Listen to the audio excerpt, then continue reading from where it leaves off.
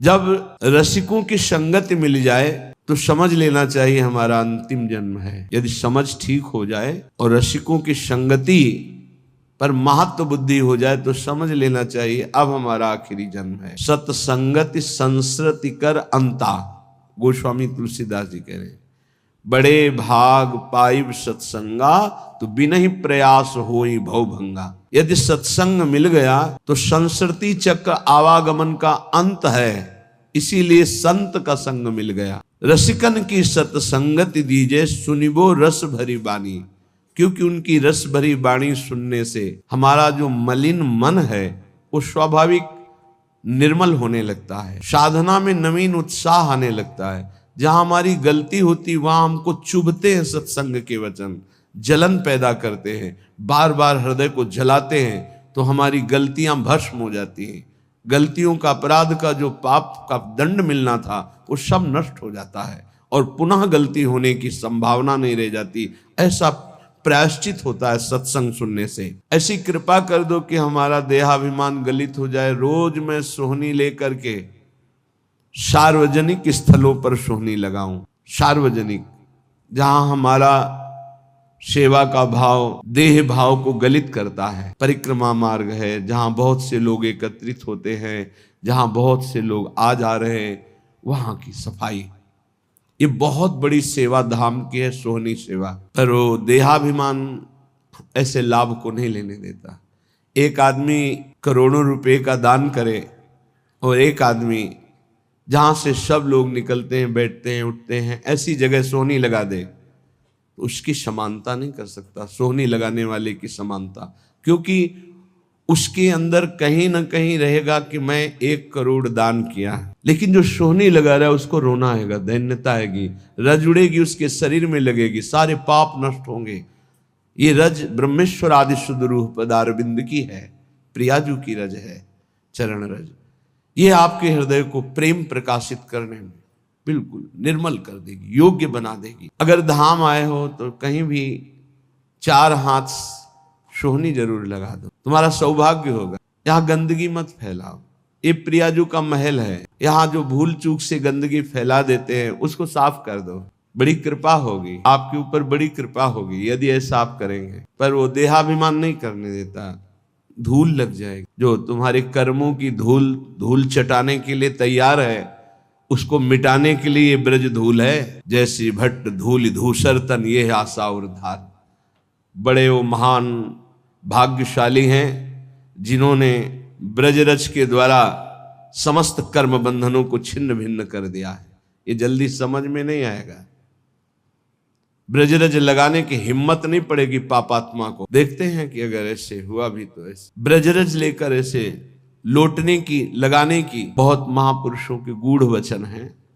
रज का जरूर सेवन कीजिए, बहुत प्रार्थना, ये अमूल्य। समस्त ब्रह्मांडों में कहीं भी ब्रजरज की समानता करने वाली, कहीं की रज की महिमा नहीं कही गई, ब्रजरज की महिमा वर्णन की गई। स्वयं श्री भगवान 1 वर्ष तक शास्त्रों वचनों का रूप धारण करके संपूर्ण ब्रज 84 कोष की रज का स्वाद लिया। जब ब्रह्मा जी ने अपहरण किया तब भगवान ही स्वयं बछड़े बने। ये रज बहुत अपार करुणामयी है। सोहनी लगाने से स्वाभाविक ही रज का अभिषेक हो जाता है। और प्रिया जो देखती कि मेरे महल की टहल कर रहा है, बहुत कृपा हो। संपूर्ण वृंदावन, संपूर्ण ब्रज हमारे प्रभु का निज घर है, निज घर है।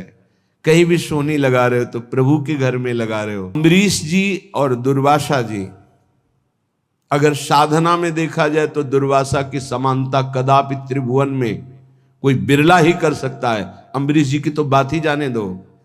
अगर साधन पक्ष में देखो तो दुर्वासा जी, और समर्पण पक्ष में देखो तो अम्बरीश जी। अपने हाथ से सोहनी लगाते हैं, अपने हाथ से पोछा लगाते हैं, चक्रवर्ती सम्राट होते हुए भी।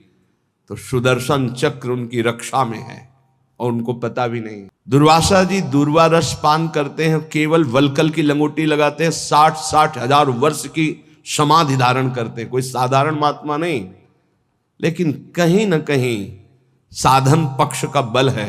और अम्बरीश जी के हृदय में सावई मनः कृष्ण पदारविंदयो, केवल श्री कृष्ण चरणारविंद में मन अर्पित करके निरंतर चिंतन, दैन्य भाव तो ये आत्मसमर्पण बहुत जोर का होता है। इस सोहनी लगाना, प्रभु के लिए पोछा लगाना, ये बहुत बड़ी बात है। देहाभिमान इसी से गलित होता है। कुंजन को नित डोलिबो दीजो, दीजो भोर बुहारी। रोज हम सोहनी लगावें, कहीं ना कहीं लगावें, एक नियम बना ले थोड़ा सोहनी लगाने। अपने लोगों को का नियम था पूरा हित धाम को करते हुए परिक्रमा मार्ग मदन टेर के सामने तक ऐसे पूरा साफ कर पद गुनगुनाते हुए जो सोहनी लगाने में सुख मिलता है ना, अलग अलग स्वाद होता है भजन का। जैसे एक ही खोए को बहुत प्रकार से हम स्वाद लेते हैं, कुछ पेड़ा बना के, कुछ लड्डू बना के, कुछ उसी खोए के विविध प्रकार की मिठाइयां बनती, ऐसे ही भजन का विविध स्वाद है। माला लेकर एकाग्रता पूर्वक जप करना, सत्संग सुनना, सोहनी पोछा लगाना, भगवत सेवा करना, साधु सेवा, ये विविध प्रकार से उसी भगवदानंद का रसास्वादन है।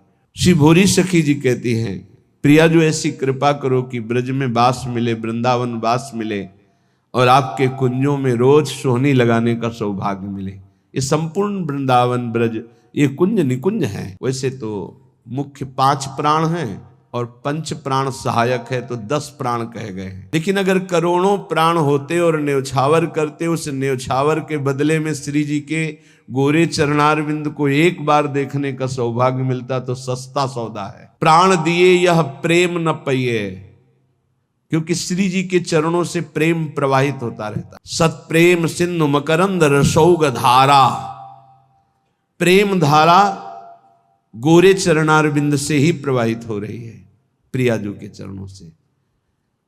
लालजू का प्रेम ही प्रियाजू है। इसलिए एक रसिक महान पुरुष ने कहा कि श्री कृष्ण का प्रेम बिना प्रियाजू की कृपा के मिल ही नहीं सकता। उन्होंने विनोद में कहा, श्री कृष्ण के पास तो प्रेम है ही नहीं, वो तो प्रियाजू है।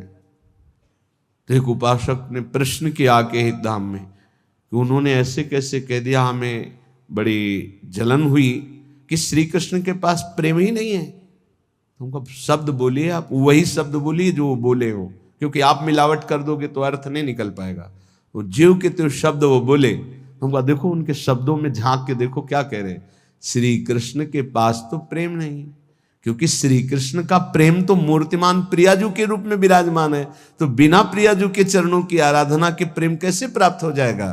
क्योंकि प्रेम रूप तो सांद्रानंद घन प्रेम मूर्ति किशोरी, ललित रंगीली गाइए ताते प्रेम रंग रस पाइए।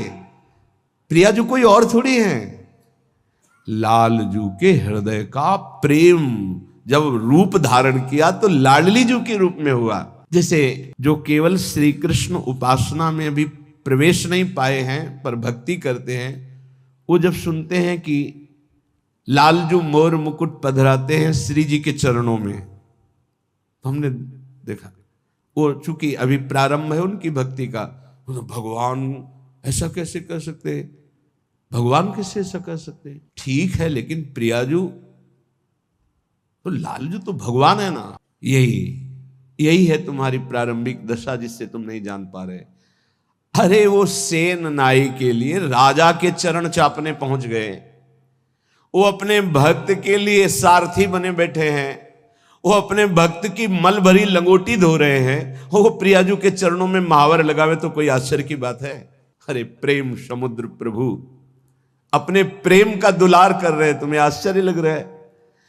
किंचन मात्र किसी भक्त में प्रेम आ जाता है तो मेरे प्रभु हाथ जोड़े उसकी सेवकाई के लिए खड़े रहते। भक्ताधीन मन पूज्यो भक्ता नाम भयंकर, कैसे समझोगे? थोड़ी सी प्रीति आ जाए तो जहां मेरा भक्त चरण रखो वहां रखूं मैं हाथ, पीछे पीछे मैं फिरूं, कभी न छाड़ू साथ। फिर वो प्रियाजू के चरणों में माथा रख दे, कौन आश्चर्य की बात है? नंददास प्रभु छवि विलोकत प्रीति के प्रतिपाल, चापत चरण मोहन लाल। हे प्यारी जू, ऐसी मेरी आशा है और आप अत्यंत कृपालुता दयालुता की समुद्र हो। मेरी आस पूरी करो, मैं आपके गोरे चरणारविंद को देख पाऊं, आपकी परिचर्या में रहूं, युगल नाम जप करूं और वृंदावन की वीथियों में आपका सुमिरन करते हुए नेत्रों से आंसू बहाते हुए रज अभिषिक्त होकर अपना जीवन व्यतीत करूं। श्रीपाद प्रबोधानंद जी महाराज कह रहे हैं, भाई बहुत भोग लिया है, बहुत जन्म भोग लिए हैं, एक बार मेरी प्रार्थना मान लो तो आज तक तुम्हें जो शांति और विश्राम नहीं मिला वो मिल जाएगा। ए भाई, तुम्हें पता नहीं कि तुमने क्या क्या भोगा है, बहुत कुछ भोग लिया है, सब भोग लिए हैं। काकभूषुंडी जी को भगवत प्रसाद से शास्त्रों जन्म की स्मृति है। शास्त्रों जन्म क्या, शास्त्रों युगों की स्मृति है। कई बार उनके सामने कलयुग आ चुका, कितनी बार चतुर्युगी व्यतीत हो गई। वो कह रहे गरुड़ जी महाराज कि सत्य कहता हूं हे पक्षीराज हरिवाहन, आपके सामने सत्य कहता हूं, कोई ऐसा कर्म नहीं जो मैंने किया ना हो, कोई ऐसा भोग नहीं जो मैंने भोगा ना हो, लेकिन आज मुझे जो भगवान की स्मृति में सुख मिल रहा है वो किसी में सुख, सब कुछ करके देख, वो अनेक जन्मों की स्मृति से सब देख रहे हैं। सकल कर्म कर थके गोसाई, सुखी न भयो आज की। आज जो मैं भगवान श्री राम की पावन चर्चा करता हूं, उनका नाम जप करता हूं, उनके ध्यान में मगन रहता हूं, इससे बड़ा सुख मुझे किसी भी साधन में, किसी भी भोग में, किसी भी कर्म में नहीं मिला। श्रीपाद कह रहे हैं खूब भोग लिए, तुम्हें याद नहीं है। जैसे कई बार हमने स्मृति दिलाई कि 9 महीने मां के गर्भ में इसी जन्म में रहे, कुछ याद है? 1% भी याद है तुम्हें? ज्यादा समय नहीं हुआ, कोई 50 वर्ष, कोई 40 वर्ष, कोई 30 वर्ष, 25 वर्ष, ऐसे सब बैठे हो। आप विचार करके देखो कि ज्यादा लंबा समय नहीं गया, इसी जन्म की बात है। क्या आपको याद है कि मां के गर्भ में तुमने क्या दुख भोगा? 100 में 1% याद है? नहीं याद है, फिर पीछे जन्म की क्या जानोगे? इस जगत में ना तुम कभी सुखी हुए हो, ना सुखी हो पाओगे यदि भजन नहीं करोगे। देखो, जब बच्चापन तो सिखाया जाता है खूब बढ़िया पढ़ो लिखो, धन कमाओ, ऐसे योग्य बनो, बढ़िया है। कभी अध्यात्म नहीं सिखाया, कभी नाम जप नहीं सिखाया, कभी ये बैठ के नहीं सिखाया कि बड़ों का आदर कैसे किया जाता है, कभी ये नहीं सिखाया कि मनुष्य जीवन का लक्ष्य क्या है। अब वो पढ़ाई लिखाई में गए, व्यसन सीख गए, व्यभिचार सीख गए, अच्छी नौकरियां पाई, पैसे हैं, और फिर घर में आकर के उन बूढ़े माता पिता को जो चलने लायक नहीं है, दरवाजा बंद करके वैसी दुर्दशा करते हैं, मारते हैं, पूछो मत। जब ये दृश्य देखने को मिलते हैं ना, तब लगता है भगवान कृपा करो इन माता पिता को जो अपने बच्चों को शिक्षा नहीं दे रहे हैं कि धर्म किसे कहते हैं। तुम समझते हो ये धन कमाने लायक बन जाएंगे तो तुम्हें सुखी करेंगे, ऐसे जैसे जानवर को मारते हैं ना क्रूर कर्मा लोग, ऐसे बूढ़ी माता को मारते हैं, पिता को मारते हैं। तब लगता है ये जानवर पैदा हुए हैं, ये मनुष्य रूप में पशु पैदा हुए हैं। पशु क्या, राक्षस है। माने मात पिता नहीं देवा, साधुन ते करवावें सेवा, जिनके ये आचरण भवानी, भगवान शंकर कहते निश्चर सम जानो प्राणी। निश्चर कहते राक्षस को, वो राक्षस है। तुम अपने संतानों को राक्षस मत बनाओ। ये जो केवल तुम मात पिता बाल कहीं बुलावे, उदर भरे सोई जतन सिखावे, तुम राक्षस बनाने की चेष्टा कर रहे हो। बहुत सज्जन बेटा एक आया था अभी 2-4 दिन के अंतर्गत एकांतिक में, उसने कहा मेरी माँ कहती कि तुम्हारा मोबाइल तोड़ देंगे यदि तुमने सत्संग सुना। मेरा बाप कहता है कि तुमको हमारी कसम है यदि वृंदावन गए। यही बच्चे जब सतमार्ग से विमुख हो जाएंगे और शराब पीकर घर आएंगे, तब तुम्हारी पूजा करेंगे, तब तुम्हें अपनी कसम ध्यान आएगी कि अगर ये वृंदावन जाता, साधु समागम करता, तो आज लातों से न मारता, आज ये मेरी दुर्दशा न कर। चीख रहा है, क्या है? भ्रातर भोगास भुक्ता, भुगतोगे। ये जो कर रहे हो कर्म भुगतोगे। तुम्हारे बेटा बेटी देख रहे हैं कि बुढ़े के साथ कैसा तुम कर रहे हो, वही इंतजाम तुम्हारे लिए रहेगा, वही इंतजाम, उससे बढ़ के ब्याज सहित। चिंता मत करो। इसलिए हम सबसे प्रार्थना करते हैं, ये कर्म भूमि है, जो बीज बोओगे वही फल काटोगे। आज देखने में लग रहा है कि माता पिता के साथ बड़ा अन्याय हो रहा है, लेकिन सत्य पूछो तो ये उनके कर्म का फल उनको देखने को मिल रहा है। न कभी राम बोले, न कृष्ण बोले, न हरि बोले, पूरा जीवन केवल इसी में लगाया। तो देख परिणाम, जिनके लिए जीवन लगाया वही तेरा जीवन लेने के लिए तत्पर हो रहा है, वो वही तेरा नाश कर रहा है। जिसको तूने सजाया वही तुझे दंड दे रहा है। क्यों? भगवान का विरोधी भाव रखने वाला कभी सुखी नहीं हो सकता। हनुमान जी महाराज रावण को कहते, हाथ जोड़कर विनती करता हूं राम जी की विमुखता का त्याग कर दे, नहीं शंकर साहस विष्णु अज तो ही सकहि न राख राम कर द्रोही। मैं सभा में कह रहा हूं, ये हजारों हजारों ये भगवत स्वरूप महापुरुष भी तेरी रक्षा नहीं कर पाएंगे, तेरा विनाश हो जाएगा यदि तू भगवान से विमुख रहे। हे भ्रातर भोगा सुभुक्ता की न इव भवता नापि संसार मध्य। संसार के बीच में तूने क्या क्या नहीं किया, बहुत से पाप किए, बहुत से भोग भोगे, अब बुद्धि ठिकाने लगा लो, सावधान हो जाओ। अभी सब मिटा सकते हो, सब गलतियां मिटा सकते हो, अभी बहुत अच्छे बन सकते हो, अभी भगवत प्राप्ति कर सकते हो। पूरा जीवन गलती करता रहा, जामिल अंतिम में नारायण निकल गया तो भगवत प्राप्त हो गया। अपना पता नहीं कब अंतिम, अब सुधार लो। अगर हमारी आवाज आपके कान में पहुंच रही है, चाहे ऐसे समक्ष बैठे हुए या यूट्यूब में, आपके माता पिता कैसे भी हो, हमारी प्रार्थना है यदि वो वयोवृद्ध हैं, चलने फिरने में असमर्थ हैं, तो पहले समझ लो उनकी बुद्धि भ्रष्ट हो गई है। तुम्हें मानना पड़ेगा। ये भ्रष्ट का मतलब होता है स्थिति से गिर जाना। अब वो ठीक नहीं बोलेंगे, वो आपको गाली देंगे। आप घी चुपड़ी रोटी सब्जी दाल सब देंगे, फिर भी वो आपको गाली देंगे। आपके रिश्ते नातेदारों से आपकी निंदा करेंगे, पर आप उनकी इस बिगड़ी हुई बुद्धि का रोष पूर्वक अनुगमन करते हुए उनको पीटना, उनको मारना, ये आचरण मत करें, क्योंकि उनकी कर्मानुसार बुद्धि बिगड़ चुकी है। अब अपने कर्म आप मत बिगाड़िए, वो आपके भगवान हैं, सच्ची मानिए उनमें भगवान बैठे हुए हैं। ऐसे असमर्थ माता पिता को भगवान की तरह दुलार करोगे तो तुम सदैव श्री संपन्न रहोगे, लक्ष्मी तुम्हारे घर से नहीं जाएगी।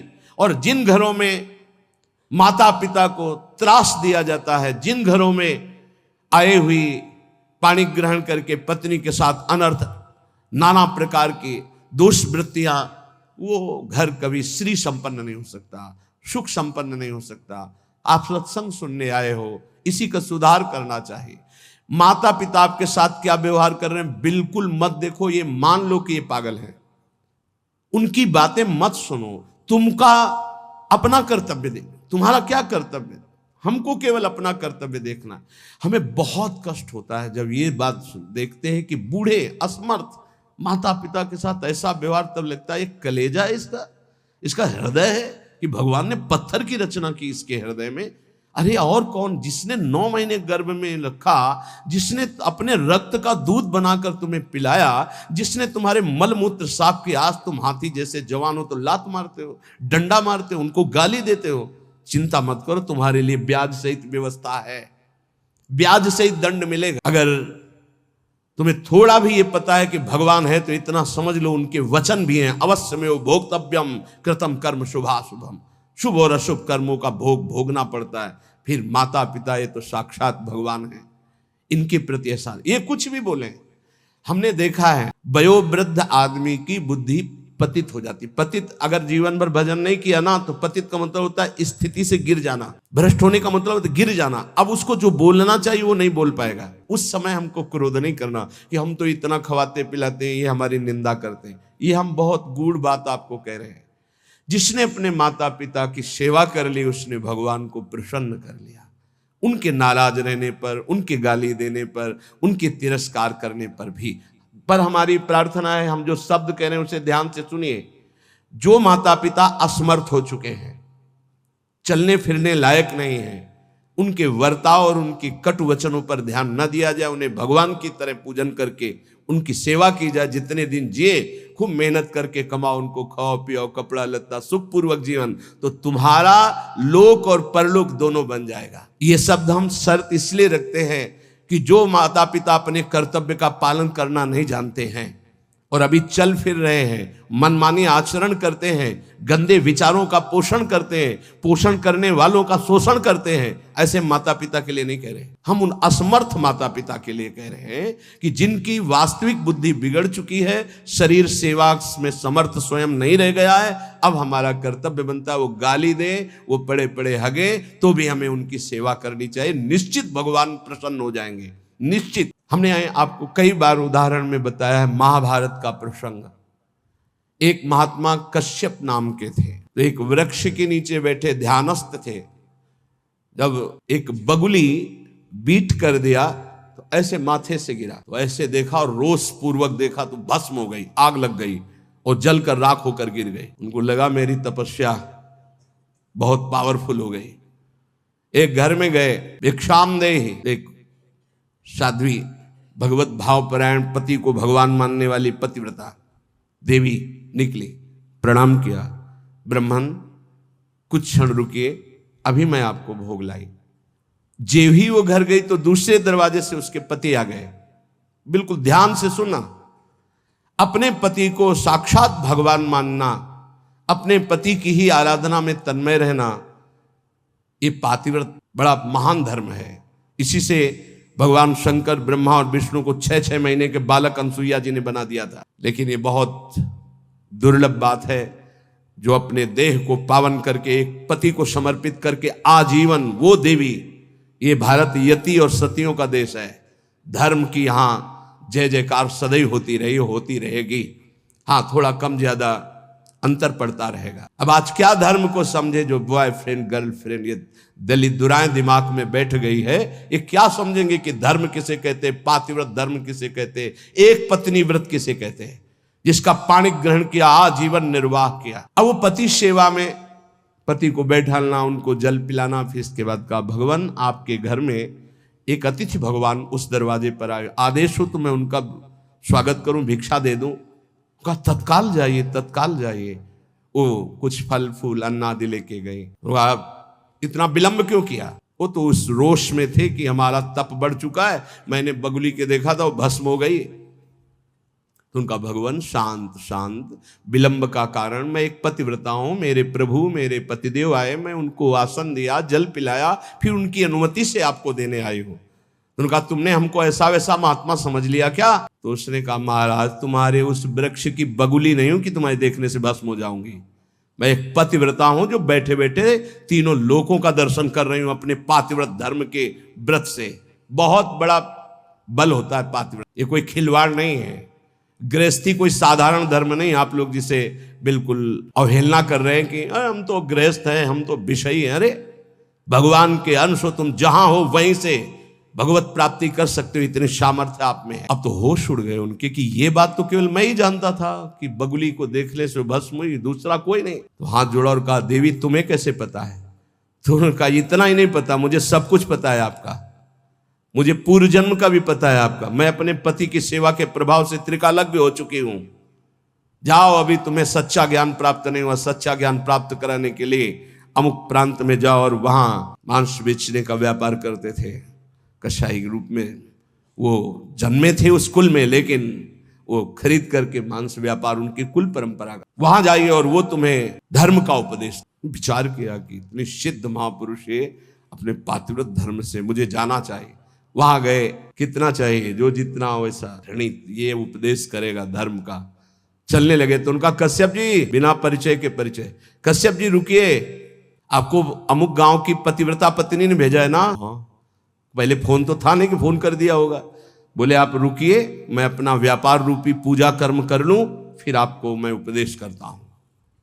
आश्चर्यचकित हो गए, इतना मलिन कार्य करने वाला और त्रिकालज्ञ है, ये भी बिना परिचय के परिचय जानता है। और वो पत्नी ने क्या कहा ये मुझे कैसे? बाद में जब अपने सेवा से निवृत्त हुए तो दुकान को अपनी प्रणाम किया, पैर छुआ और वो कर्म भगवान को समर्पित किया कि मुझे जिस कुल में जन्म दिया वो मैं कर्म कर रहा हूं और नाम जब निरंतर चलता। उन्होंने कहा पहले तो मैं पूछना चाहता हूं आप इतना निंदनीय कर्म क्यों करते हैं? तो उनका है मेरी कुल परंपरा से चल रहा है। फिर तुमको इतना पवित्र ज्ञान कैसे हो गया तीनों काल का? बोले मैं निरंतर नाम जप करता हूं, अपने कर्म को भगवान की पूजा समझता हूं। और आओ, और घर ले गए और दिखाया कि श्वेत पलंग पर बूढ़े माता पिता बैठे हुए, जाके साष्टांग दंडवत किया। बोले जो उससे धन मिलता है उससे मैं अपने इन भगवान की सेवा करता, रात दिन माता पिता की सेवा के प्रभाव से, नाम जप के प्रभाव से, अपने व्यापार को भगवान की पूजा समझने के प्रभाव से मुझे तीनों काल का ज्ञान है। तो उन्होंने कहा मेरी तपस्या अपूर्ण क्यों है? कश्यप जी ने उन्होंने कहा इसलिए कि तुम अपने माता पिता की अवहेलना कर चुके हो और वो वृद्ध माता पिता भटक रहे हैं, उनकी सेवा छोड़कर उनकी अनुमति के बिना तुम ये ऐसा, जाओ पहले उनकी आज्ञा का पालन करो। आप समझो, महाभारत में पढ़ के देखना, भगवान श्री कृष्ण द्वैपायन व्यास देव जी ने लिखा है, आज उन्हीं माता पिता से जिनसे परम सिद्धि प्राप्त होती है, परम कृपा प्राप्त होती है, ये नादान लोग नहीं जान पा रहे और अपना कर्म नाश कर रहे हैं, कर्म नाश कर रहे हैं, पूरा जीवन नष्ट कर रहे हैं। हम इस विषय में इसलिए बोल रहे हैं कि आजकल बहुत बच्चे उद्दंड हो रहे हैं, और ब्याह हुआ तो वही नई बच्चियां जिनको अपने माता पिता का सम्मान करना नहीं आया, वो अपने पति के माता पिता के साथ दुर्व्यवहार करते हैं, पति के अधीन करके दोनों मिलकर उनको पीड़ा पहुंचाते हैं। हम वयोवृद्धि की बात कह रहे हैं, हम उनकी बात नहीं कर रहे जो समर्थ है, कर सकते हैं, जो शोषण करते हैं हम उनकी बात नहीं कर रहे, हम उनकी बात कर रहे हैं जो असमर्थ है, चलने में भी असमर्थ है। अब उनके ऊपर डंडे का प्रहार, उनकी पिटाई बिल्कुल ठीक नहीं। हे भ्रातर, भोगा सुभुक्ता, जो तुम कर्म कर रहे हो सुभुक्ता, तुम्हें भोगना पड़ेगा, और बहुत भोग चुके हो। जैसे मां के गर्भ में कितना बड़ा दंड भोगा तुम्हें याद भी नहीं है। इसलिए भवतानापि संसार मध्य, दोबारा इस संसार के बीच में जन्म ना हो, ऐसा उपाय कर लो, इससे तुम्हारा जन्म मरण नहीं रुकेगा। बहुत पढ़ लिख कर विद्वान हो गए हो तो तुम्हारी ख्याति हो जाएगी, बहुत दान दे दोगे तो तुम्हारा यश हो जाएगा, बहुत भोग सामग्री आहार विहार बांट दोगे, बहुतायत रूप में तुम्हारे पास आ जाएगी, लेकिन तुम्हारा जन्म मरण नहीं रुकेगा। जन्म मरण रुकेगा, आहार विहार की चिंता छोड़ दो। योगक्षेमम वहाम्यहम का ठेका भगवान लेते हैं। अपने कर्तव्य का धर्म पूर्वक पालन करो, धन की चिंता मत करो। आ जाओ श्री धाम वृंदावन, सत्संग सुनो, उसके अनुसार आचरण करो, साधना भजन करो, तुम्हारा परम मंगल हो जाएगा, आवागमन से मुक्त हो जाओ।